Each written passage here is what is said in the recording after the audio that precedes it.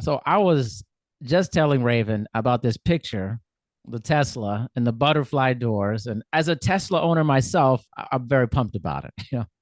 Yes, I was saying it's about creating buzz and doing it in an affordable way. And we quickly realized, because we started this company during the pandemic. And if you don't know what Earth Rides is, it's a all electric rideshare company. Our one liner is like Uber, but with Teslas.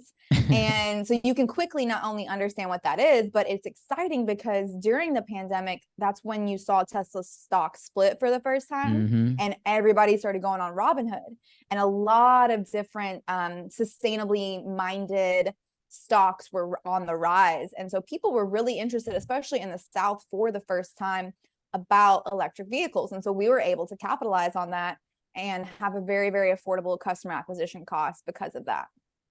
So where did this come from for you? Like, I mean, you're clearly a much younger person, and to be this ambitious to start the sub. What's the genesis of this story? Yeah. It's interesting. So my abuela, my family is from Panama, and she always talks about how she hated working in the fields, how she didn't want to work in the fields, and how her mother, mama is what we call her, she would always try and go work with her so that they could leave sooner. And it's interesting because we're in a full circle in my family, which is I'm trying to get back to the fields. I want to be in the lands. I want to learn about how to grow my own food and take care of myself and cultivate health. And that's really where this all started, is the desire for health. I had become just inundated by life's toxins. I read somewhere once that the average woman leaves her house having interacted with over 500 different chemicals, which makes sense. I mean, you've got deodorant, shampoo, conditioner, toothpaste, you got shampoo, you got all the things, your makeups, all the things, your perfumes. And when I started ridding myself of these toxins, I had, in my mind, I had gotten everything, perfect. Everything was clean and green and organic. And I looked out, I was living in LA at the time. I looked out at the pollution at LAX and I was like, oh my God, pollution. Growing up in lower income communities, we don't have the luxury of saying our air is polluted, our food isn't high Right. quality. Like we don't got we're just trying to eat. Like that is really, really the goal, right? So once I had the luxury of thinking about air quality, it just became encompassing. And so Earth is creating a way for individuals to interact with clean technology in a way that isn't intimidating. You don't have to go to the dealership to see what an electric vehicle is like. You just order a ride that you were already going to order. Do you think that something like Earth Ride Share helps to kind of take away kind of maybe some of the fear or hesitation about electric vehicles, so that there's only electric vehicle options, right? With Earth Ride? Yeah. So we only do electric. Right. So if somebody who is hesitant about it and they like call for this, they're like, oh, wow, they had never, a lot of people have never seen a Tesla or been in one. Like that's my Yeah. experience. I've had mine for 3 or 4 years, and I still get people come up to me like, well, how far does it go? Like, what's the main, like, they just don't know, you know? Oh, we So, mess with them all the time. We'll be like, where do you think the engine is? Is in the front, the back, or the bottom? They're like, oh, this is a tough one. I think maybe it's in the back. They're like yeah. trying to figure, it's like a trick question.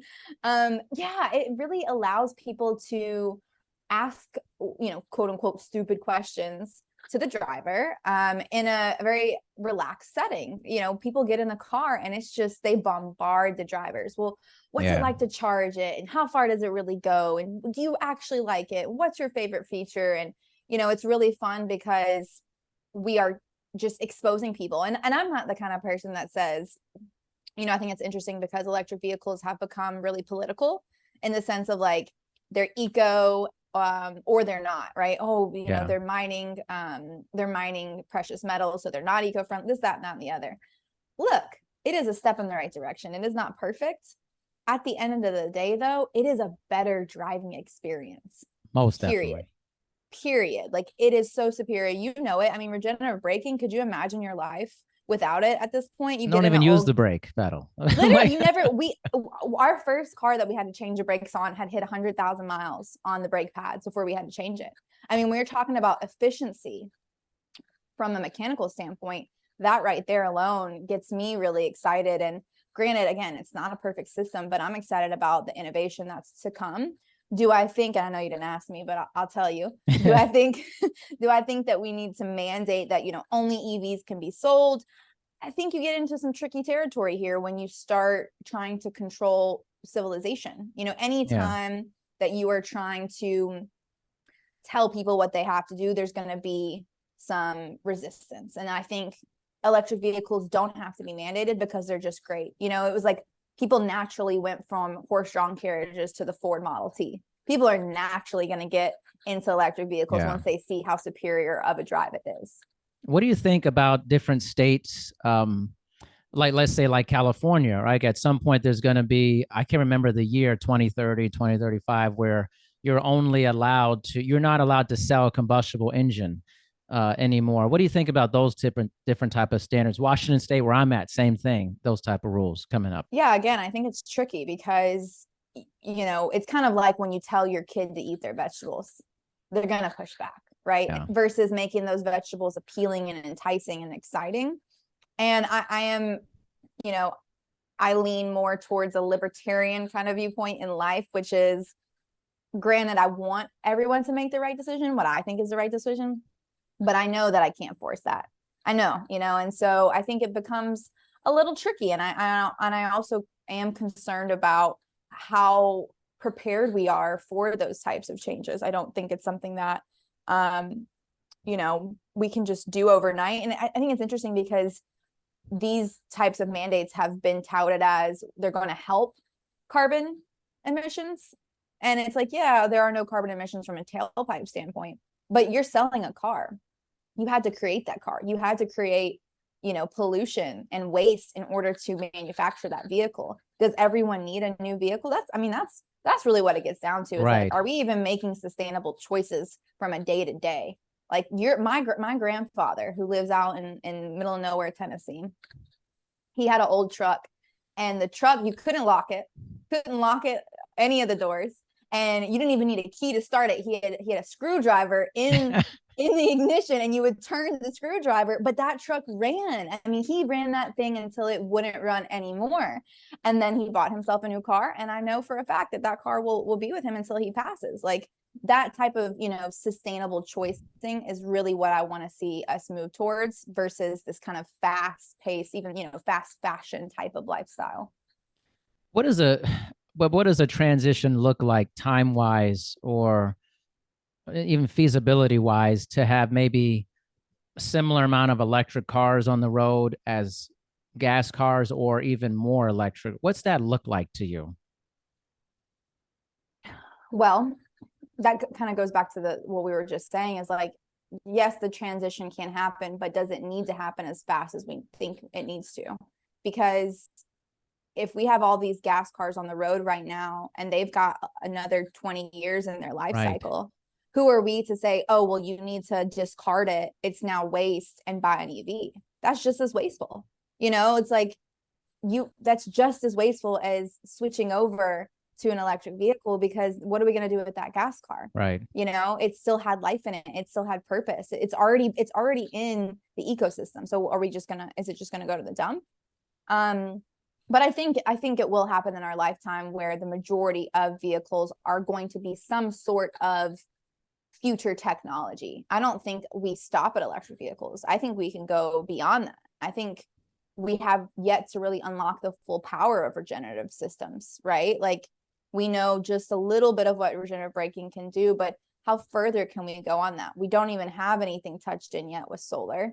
We've kind of been pushed away from hydrogen. There's a lot of different options out there, and I think it's our job to continue to explore them. And I think that's sometimes why these types of mandates can be dangerous, because now we're stating that EV is the way, right? Right. Yeah. But we don't know what's after that. Like, there could be something even better than electric. And I think that's really what I stand for at Earth, is that, hey, right now, electric is a great, if not the best option out there. And so that's what we endorse. But we're also open to exploring what's next for the Earth. That's really interesting. I don't think I've heard that point of view, because I think so much what's out is about electric vehicles. This is what we're moving towards, right? And even like, I actually wanted to talk to you too about like, what role do you think the tax credits play in that and facilitating people towards more electric vehicles or just moving away from gas cars? Man, you're getting political up in here. I'm just listen. We're gonna go there. I listen. I feel very Yeah. strongly about these cars, but I Mm-hmm. also like. I like your idea of like what else is there. Like I always say this with people. Like, well, what's after streaming? Like, and Mm-hmm. people go, well, it's just. I'm like, there's got to be something else. We should be open to those ideas. Yeah. Again, I I'm a freedom of choice kind of person. I don't want to be told what to do. But at the same time, it's interesting because I'm a very I don't there's not really a word for me. Like I'm not really a hippie. I'm kind of like a crunchy person, whatever. Like I'm organic. I don't wear deodorant. Like I don't wear perfumes. Yeah. Like yeah, I'm in my own little unique box. And I kind of like to tell people what to do. Like in my office, you can't wear perfume or cologne. So I am limiting freedoms in that sense. Yeah. But I live by this kind of Immanuel Kant, who's a philosopher. I live by one of his maxims, which is in a very nutshell sense is like whatever you will as universal, whatever you do, you have to be comfortable to will that is universal law. So if I believe that I'm entitled to run a red light, I have to then will that to be universal law that everyone can run a red light. Whatever I do, I have to be comfortable with to make sure that everyone else can do it. You know what I mean? Yeah. And so when I think about like tax credits, I have to say, okay, well, I have to be comfortable with that my money is going to something that I believe is good, but maybe the next person doesn't, or maybe the next person doesn't feel like that's where our money should go. Mm. And so, it's difficult for me to think about because a credit is still somebody's still eating that cost. Like that's not how That's right. business works in a way in which like the money went somewhere. So I am interesting enough. I am kind of like, I don't think it is our number one focus. I think we should be more focused on water, on the quality of our water. I think we should be focused on the quality of our education. I didn't learn anything in school that helped me in real life. Nothing, not one thing, right? Like, I think that's pretty indicative of a lot of people's educational that's terrible. journey, right? We need a reformatting of what we're learning and how That's a applicable it is waste to the of real 20 world, right? years. So, We like, come wasted on. 20 years. So when you think about tax credits, to me, it's like, yeah, it's nice in theory, but we're not even at that stage in humanity where we get to think about things like that. Like we Yeah. should be thinking about like what's in our water supply. I was reading an article, and this is I don't know how true this is. I really hope it's not, but what biosludge is? Okay, so they are recently some states have approved the ability to dispose of human remains in the water supply and then it becomes into biosludge. What was in those humans that I don't want in my body? There's a Right. lot of things. So I don't drink tap water. I never drink tap water. I drink spring water that I've already tested through and through, but I wash my clothes with tap water. I shower sometimes with tap water. I mean, those things are, when we're going back to my business, which is Earth Rides, all electric ride share. But what it stands for is a healthy lifestyle, is questioning and thinking about a healthy lifestyle. And I think we've just got so many more problems than electric vehicles. I think it's why you see Elon doing so many different things. And sometimes people are like, oh, just focus on one thing. It's like, yeah, we got more than one problem. Like Yeah. EVs are something that's cool and fun and exciting and gets almost people into the conversation. But then it's like, once you're in the conversation, let's go a little bit deeper because there's a lot more problems on Earth that we need to figure out. I'm going to tell you a big problem that's I wasn't planning on talking about this. I have no clue. We just end up chatting. I think that's the beauty of chatting is there's very large meta-analysis. I mean, huge group of studies about low sperm count and how humankind is on the brink of almost a non-returnable sperm count, right? This is not a big story to most humans, by the way, but it should be because it's related to health and wellness and how we're living and chemicals and all those things. This is another huge problem that I think is part of this whole ecosystem of things we really need to tackle. better. Well, isn't it interesting that we are sold climate change is going to kill us? We are sold all of these kind of things about being eco-friendly. It's going to take us out. We need to eat, genetically modified plant-based meats in order to reduce carbon output from animals so that we can survive. Well, but if we're not able to reproduce, we're not surviving anyways. It won't matter. Yeah. It will literally not matter. It really won't matter. I talk to women all the time. I don't take any form of synthetic birth control. I utilize natural family planning. If you don't know what that is, it's basically knowing what the female body is supposed to do and then looking at the patterns in that. And so I'm able to say, okay, these are the days in which this is the day in which I ovulated. Here's how many days before and after that I am able to create life in those days. And then if I don't want to, then it takes a sperm in order to get to an egg, right? So thinking about it from that perspective versus trying to take a contraceptive that is going to not only negatively impact my potential fertility down the road, that's just like one part of it, but it's also going to negatively impact my body. I mean, we're talking about rises in cancers and different types of endometriosis types like illnesses that so many women are facing because of these birth controls. I mean, this is the stuff that really gets me excited, and why you asked me like why I started Earth is because I actually have never talked about this. In 2016, I decided to defer from law school and go live in Panama. I grew up in the South with brown hair, brown eyes, brownish skin, which meant that people always asked me, where are you from? And I would say, I'm from Nashville, born and raised. Where are you from? And as soon as they said from, I knew what they meant, right? Yeah. Why are you the way you are? You're not white. And so I said, well, my mother's from Panama. Oh, okay, you're Panamanian, you're Hispanic, you're Spanish, you're Mexican. That's like all the little things I would hear. And so when I finished undergrad, I was like, I need to go understand what it means to be Panamanian. Because I've been saying this now for 19, 20 years, and I'm not Panamanian. I'm going to go live down there. Well, it's recommended by a federal entity to receive certain immunizations to go live in Central America. And so I did that thinking that I was supposed to do that because that's what the government told me to do. And I got really sick. I had really bad reactions for almost 2 years. And that's really what started my health journey, is the reactions that I had to those immunizations. I mean, I could barely function. I mean, it was so bad to the point where, my hands were shaking, my eyes were twitching, the anxiety, depression, acne all over my face, not to mention all the gut issues that we won't get into. And so that's really what started my journey. And that's why I focused on like freedom of choice, freedom of information, and allowing people to get on this health journey. And hopefully they get on this health journey themselves without having to go through sickness, because I know what that's like. And it's really tough. The freedom conversation is an interesting one. I'm not sure I've had that with anybody on here, but you seem like the right person to talk about this with that. How do you see freedom when maybe, let's say, the freedom that you espouse is very different from the freedom of someone else who goes, well, I want freedom, but it has to fit my narrative of freedom for that? What would be an example of that? Let's just say if it was someone who wants the freedom over what they put in their body, then they don't want the freedom of, say, like telling you like you can't have this product or that product type of thing or whatever. It's like maybe it's gun control, maybe it's vaccination, whatever it is.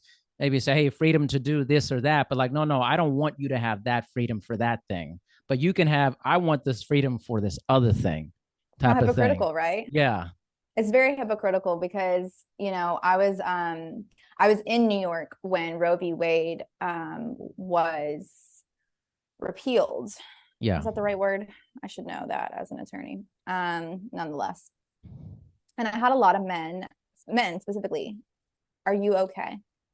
Asking me if I was okay. And I said, well, that's not a decision that really affects me. If I were to get pregnant I'm going to have my child. I hope, right? Of course, if something happens and, you know, they're the Sure. outliers, but let's just talk about like the straight up like, if I didn't want to have a child, you know, would I make that decision? So it didn't necessarily affect me, but I understand that freedom is tied into all the other freedoms. While I might not agree, or I might agree with the choice to do something like that, going back to that universal law, if I take away that freedom to do that, then can they take away my freedom to do this? It's very difficult. It's a very slippery slope, and you easily become hypocritical, because if I lived in a perfect world, no one would be allowed to eat McDonald's. McDonald's wouldn't exist. Right. You know what I'm saying? But like, I would take away that freedom, but right. then I'm being hypocritical, because then I'm saying, well, okay, if you can't have the freedom to do that, then why do I get the freedom, you know, I would love to not wear shoes all the time, right? But like, you have to, in order to go and shop in a store, you have to put on shoes, or else they could say that I can't be serviced there. So it's like, you're balancing this kind of this freedom train of, well, what is permissible to freedom. And I think that's like I think the whole freedom of speech conversation, which we've seen a lot, and everything happening in Twitter, and like this whole idea of misinformation, I just find it so interesting, because who gets to decide what misinformation is? You know, who gets to decide that, no, you can't say that, and you can have freedom to say what I want you to say? Well, that's not real freedom. And oftentimes you're finding people who have actually experienced lack of freedom, who have grown up in communists and socialists and fascists and dictatorships, unfortunately almost leaning too far to the right, but because they understand what my mother grew up under Noriega. Like, talk about lack of freedom. Right. I have friends who remember Fidel Castro coming onto the scene. Like, they know what that's like. And it's like, you can't take away from those experiences. And we live in such a beautiful, kind of weird utopian world in the United States, because we do have more freedom than everybody else. Right. But it's still curated. Like, it's still, you know, you have to do this to go to school. You have to report this. You have to guess how much you owe to the IRS, and they're not going to tell you, even though they know how much you owe. I mean, like, all these different little things. I think, freedom is a very tricky place to live, because whose freedom? You know, who gets to decide what the definition? Yeah. That's always been my deal. It's like, well, whose freedom is it? You know, as much as I may not like seeing or hearing certain things, I feel like, you know, that's part of the deal, is protecting that freedom, even if it's not something I agree with. But I think, like it's anything, like there is a point, there is a line. And that line, is it defined very clearly about when someone says certain thing or does this and it incites something or it creates harm? I think sometimes are we looking at that the right way or not? I don't know. I'm just saying there can't be chaos, you know, all the time. Like, no one thrives in chaos, like, as a society. But it's like, where's the line? I think we're trying to figure out the line. I don't know completely about it. I'm just throwing things out there with it. It's interesting. It's like, I think some people want a certain line, and some people want the line here. Some people want it here. Some people want it down there. Where's the line? You know, like, I think we struggle with that, while also trying to maintain this kind of open dialogue. You know, no one wants this, like, no one wants a situation like a communist situation, where it's like you're afraid to say something because you may be jailed for it, you know? I mean, I'm afraid to say even some of the things I've said in this conversation make me uncomfortable, because I know that my words don't really live in true freedom, in the sense of I can be quote unquote persecuted, and not persecuted like, you know, religious individuals in China or other, you know, Middle Eastern countries. I'm not going to lose my life, but I might lose my livelihood. If someone didn't agree with what I said here, if I said I was for or against something specific, right, then I might be quote unquote canceled. And so we have lost a sense of freedom, you know, because people decide that, you know, I mean, there's so many cases where somebody did something that somebody else didn't like, and they said, all right, now let's all go tweet their business and get them fired. Right. Like, I mean, the power of the mob is just, it's crazy at this point. It's become overwhelming, to the point where you have to wonder who started all that. You know, That's who interesting. why is there so much division between us? Hmm. That's a good question. Who? Well, I think it's kind of the thing. It's like asking a question. What's the genesis of Earth rides? Like, are we having the mindset of like, can we rewind back and think, how did this begin? It's kind of like asking, like we think about the World Wide Web. Okay, the whole thing was created in 1990 by Tim Berners-Lee. If we went back to that time, did Tim Berners-Lee think about the future of this technology and what the consequences are for that? When did we start becoming like this, where cancellation, like I'm really trying to think, when did that start? Like, what was the edge of that where you're like, well, point? it's been in existence, right? Because in the Cold War, if someone, I mean, if even before the Cold War, like if in colonial times, if you were thought to be a witch, right, you're gone, you're done. Right. You know, I mean, how far back can we go in history where it's like you hold your tongue because if somebody says something about you, you're going to lose your spot. You're going to lose your spot, or you're going to lose your life. And so it's like conformity is a way for civilization to kind of create a false sense of safety, right? You know, we don't want anything different because we don't know what it means to be different. And if you are different, you could threaten our way of existing. So we need to remove you. But I think like when you're talking about like current day times, I think it's interesting. I think it kind of started around 9/11, if I can think back, because that's when you started to see that kind of persecution that we hadn't yet really been exposed to since before, you know, Jim Crow type era, where now everybody knows if you go to the airport and you look a certain way and you have a certain name, right, you're getting called out. So because you're not fitting into you're not fitting into those lines, it's almost like that whole religion and race was canceled, so to speak, because of what happens at 9/11. And then it was just, I think it's just kind of compounded since then. Well, it's kind of like that was, I mean, I have a very intimate knowledge of 9/11. That's a whole other segment. I mean, with my family with that, but racial profiling became very big after 9/11, and security. And then we created like an extremist faction of Muslims. People started blanketing Muslim people who practice and who are Muslim, like, oh, they're bad. Mm-hmm. Instead of being like, okay, this is a very extremist element of being Muslim, but people were blanketing it. And that, it's actually a good point, because you think about that, we've kind of just continued that in different forms within society. The extreme aspects of things have gained a lot more traction ever since that time.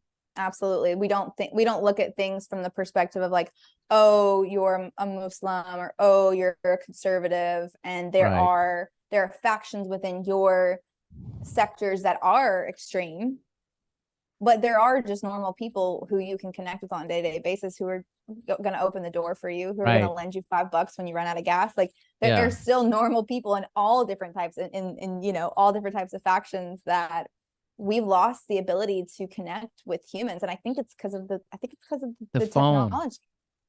I really do think it is. Like I thankfully am not beholden to my phone. I live a life where I try and make sure that I'm not reachable. I really do. And so when I do that, I'll go out in public, and sometimes I'll go sit and have dinner by myself. And most people who sit and have dinner by themselves, what do? They just scroll on their phone. That's right. I just sit and watch. I'm like, this is real life. I'm gonna go watch people, and I'll watch groups of people, especially in Nashville. It's a big tourist city. I'll watch these tourists come in, and you know, they're at a new restaurant they've never been to in a city they've never visited, and there's 4 of them, and they all sit down and they talk, they order their drinks, they get their drinks, and within 5 to 7 minutes, like clockwork, they're all on their phones scrolling. That's like reserved for when you're at home bored in bed before, like you're scrolling in real life on a Friday night.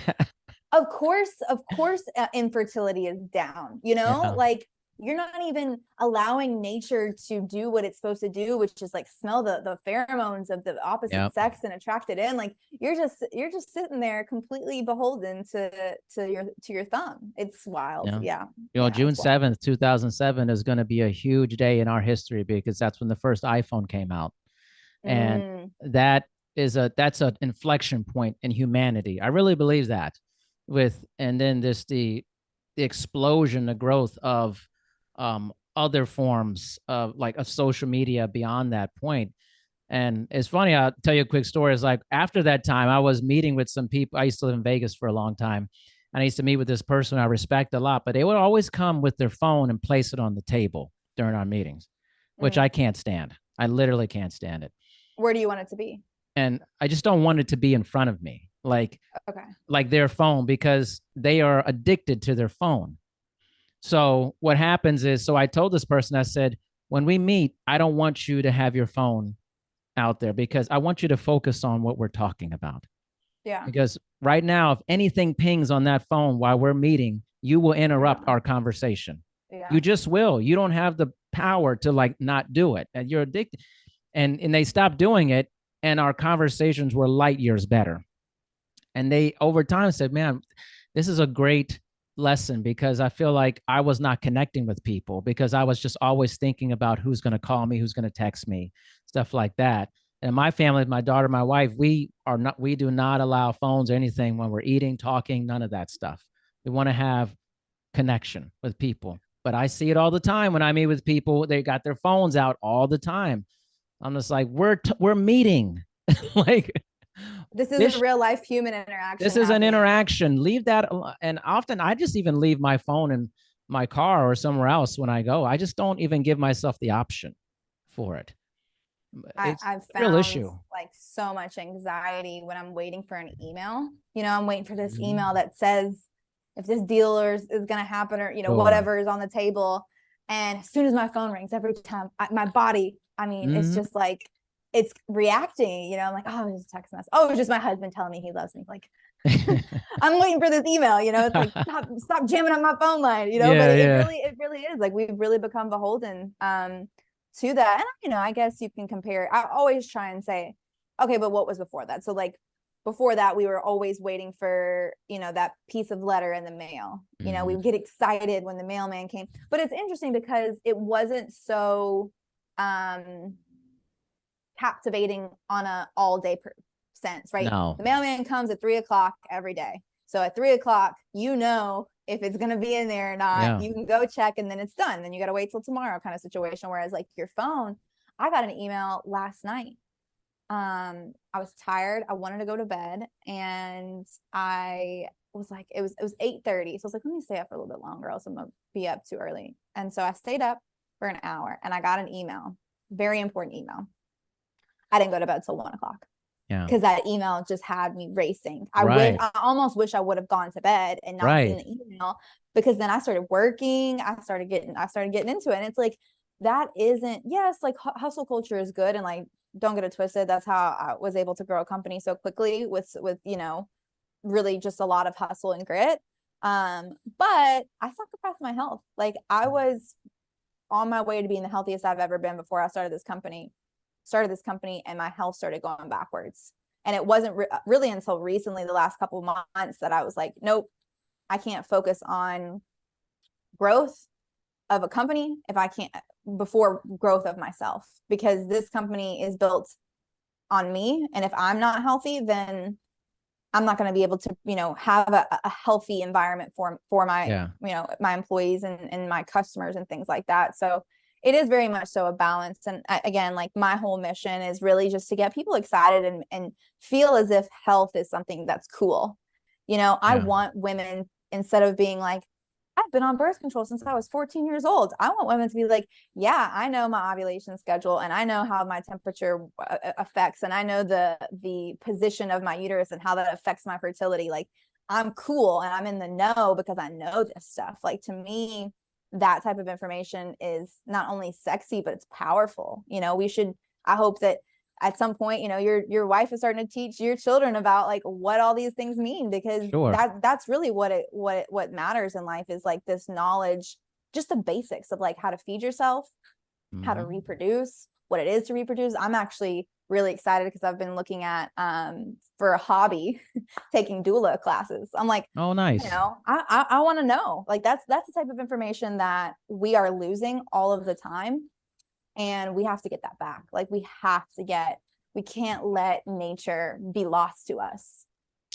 Yeah, it's funny. I'm 44, so I remember having no technology, like the current technology. And a lot Mm-hmm. of times I miss that because it was just a more intuitive time for that. And, I remember like getting my first email. I was in college. I don't even know what email was. Somebody told me, like, you have to check your email. I was like, what's that? I remember that like it was yesterday. But I also can exist in a time without any of this stuff. I would just remember like Mm-hmm. not having a How phone. different were I was talking to a friend about old Nashville because Yeah. Nashville's been slow to grow, right? And up until recently. So old Nashville was landlines, right? People had Yeah. landlines, and everybody went out. So like you would see you knew like, I bet my homeboys are going to be at these 3 spots. And I'm gonna Yeah. go by and just see if whoever's there. And so it means you went out and you interacted and you like engaged and you danced. There were so Oh, many. yeah. I was at the club at 14. So actually, so I do remember, good or bad. But like now, there's no dance clubs. It's all about Instagram photos. Every Crazy. single bar is like created so that there are Instagram worthy moments in Right. the bar. So people are just going there to take photos and like not interact That's insane. as humans. It's so crazy. And it's like, I remember being able to go, like there was a super cool spot on Tuesday nights that had throwback R&B. And so Love there'd be a that. line out the door, everybody be inside dancing. Nobody would be recording. Like Yeah. you never had to worry. And like, it's almost interesting because now, like, it's almost like when you go out, you're going to be photographed and recorded. And so it's like draining. It's like, I just want to have fun, not Yeah. because there's a camera like recording me Yeah. to make it look like I'm having fun. It's very odd. Make it look like that's the key, to make it look like Look, you're having fun. There's a yeah. different reality. I just, I don't want to say like, oh, I enjoy technology, but I try to create a life where there is a mixture of this current technology, but also the past that I felt was just more intuitive.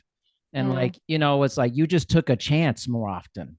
You just did. You took more chances of who you're going to see, who you're going to meet, where you're going to go. You don't know if it's going to be popping or not. You could just try a club and be like, I don't know if it's good. I'm just going to try it.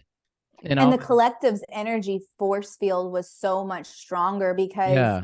when it was popping, everyone felt it. And Yes. it was almost like everyone just kind of like, and all of a sudden, all your homies are at the same spot on a Yeah. Tuesday night and you didn't tell anybody. It wasn't like we Right. all planned it and everybody was there. It was like, no, everyone just kind of felt like, I need to go check it out tonight, see what's up. We've almost dumbed down our own abilities as humans to Right. be intuitive. Yes. I was talking to my founder the other day. I was like, I can't tell if I've weakened my intuition or if I am trying to attract in things that aren't mine. Yeah.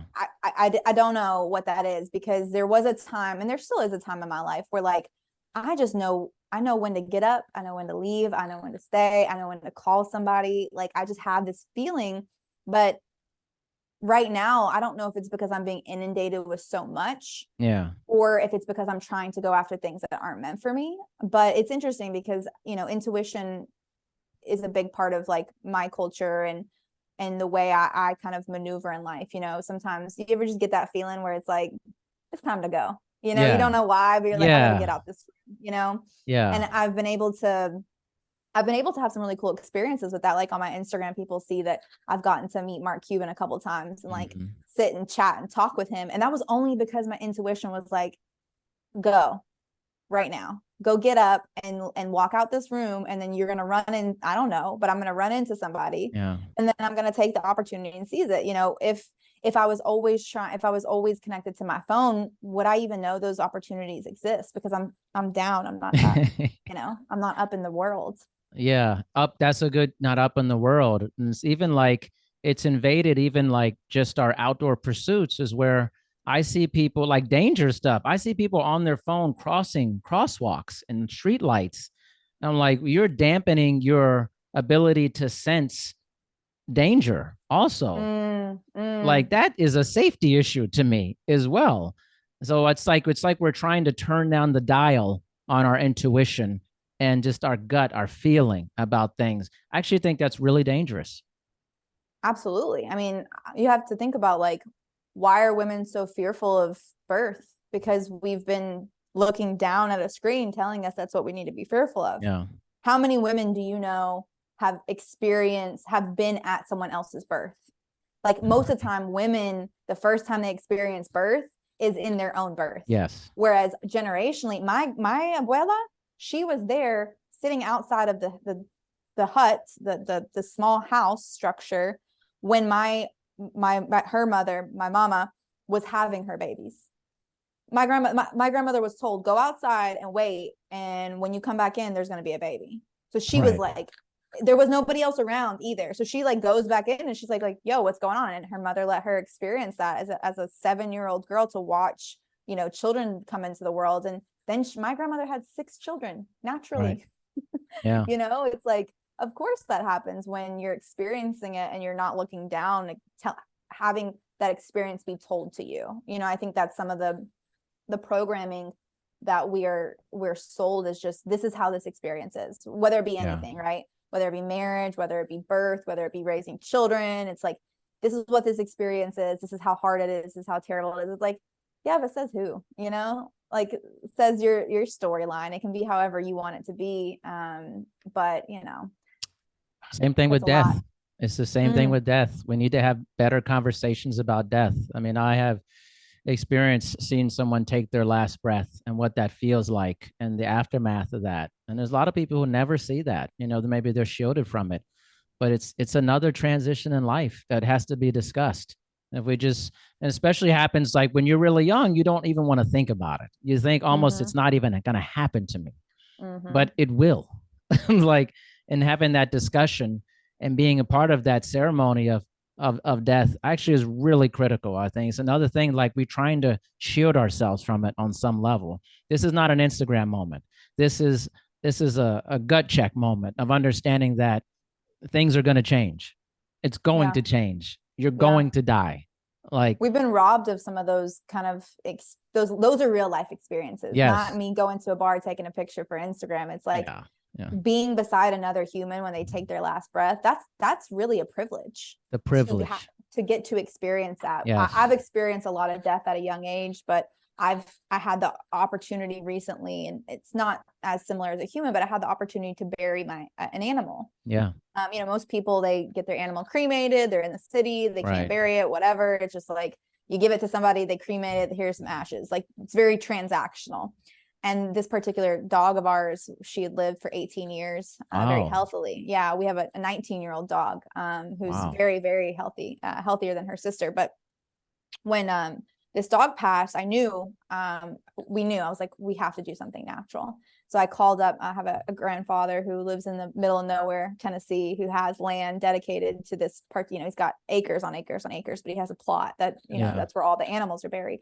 And so my husband and I were able to spend the afternoon. We'll spend the morning with her body when she passed early in the morning. So we spent that time holding her. I've never hold something that was dead. Yeah. You've seen your family member, you kind of maybe touch their hand, and this, again, transactional thing. And so I was able to hold, this animal that had passed, and I felt that there was no life. I kind of felt the life, really leave. And then we were able to take her body into the woods. We did our own ceremony. We had oils, we had candles, we put oils on her. We dug the hole, we laid her in the hole. And it's like, it is a very intense experience to put dirt on. It's almost your humanity is like, no, don't put dirt on it, because then what if it's still alive? What if it can come back? And the whole time you're like hoping, but that grieving process is just so much more real, and you're able to really understand and see it. It's not like, when I've had family members die, they put them in a beautiful suit and they put the makeup on them and it looks like they're sleeping, right? Like that's Right. what we're sold is they're just sleeping in this beautiful casket in this air conditioned room. And it's like, no, in reality, I think humanity, we need to be bearing the whole. Like we need to be, as ancestral as it is, like putting our loved ones back into the earth versus, and this is very earth of me, versus injecting them with chemicals, Yeah. creating a bunch of waste when it comes to like the esophaguses of like all the things that we create around death. That is a money industry, and also gets into our water supply and affects our health. All these things that we do that we just don't think of. There's a lot that humanity needs to reconsider, especially when it comes to how we deal with life and death. I like that you said the word reconsider, because it wasn't like this just needs to happen. It was like Freedom. right, because of freedom, right? Freedom says we should consider it. It's kind of like this is full circle with the electric cars. At least consider it. I'm not saying you have to or you should, but maybe just consider it. I mean, I tend to think whenever you'd ride in one, you're like, whoa.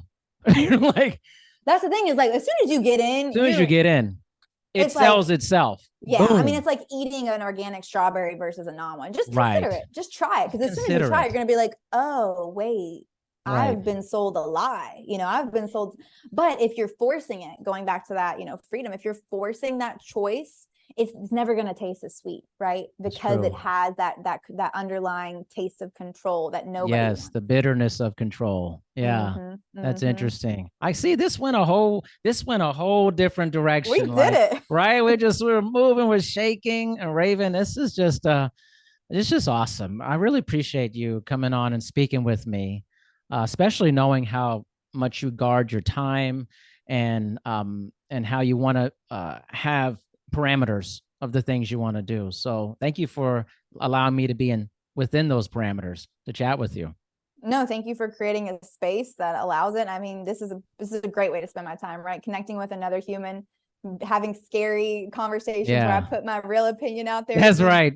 Canceled. And it's like, no, you got to do it. You got to do it. Got to do it. Yeah. Well, please tell people how they can connect with Earth Rideshare. It's currently in Nashville, but in other places coming up, right? Austin, Texas, Austin, Scottsdale, and we've got some more cities coming online here soon. We'll have some big changes happening by springtime that we're really excited to talk about. But you can go to earthrideshare.com. You can download the Earth Rides app in the App Store, and you can connect with me at ravenhernandez.com as well. Thank you, Raven, so much. I really appreciate your time. Yeah. Thank you.